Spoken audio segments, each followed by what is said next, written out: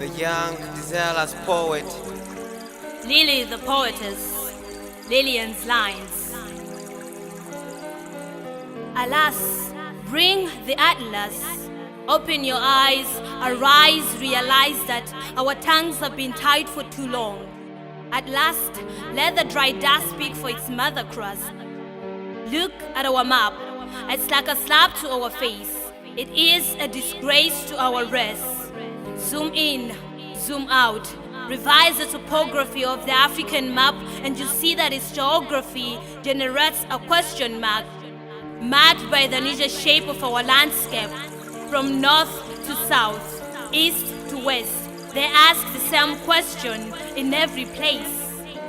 The continent is continually not contained. It cries for its misused contents.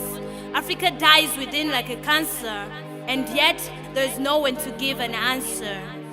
But every question mark deserves an answer back. Therefore, we have to reclassify the definition of black, or else we'll be taken aback by a serious attack of abject poverty and lack. Don't be deceived. Africa is not poor. Our poverty only exists in the context of the rich for sure, cause they bewitched our economy. This problem has been part of Africa for years, but unfortunately it has not been addressed. Instead, every year we hear the same State of Nation address that it has nothing to do with our physical address.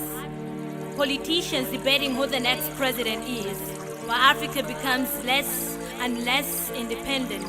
Therefore, we continue to feel the fears of our tears, thinking that we are free when actually we are chained by chaining chains we cannot see. Partnerships we shouldn't have joined, agreements we shouldn't have made, papers we shouldn't have signed, presidents we shouldn't have voted for. Now, the question that Africa has for the world is, when will colonization ever cease? I'm not trying to be mean, but I mean, what is the meaning of Independence Day when we depend on foreign aids every day? Thank you, overdeveloped countries, for donating your foreign aids.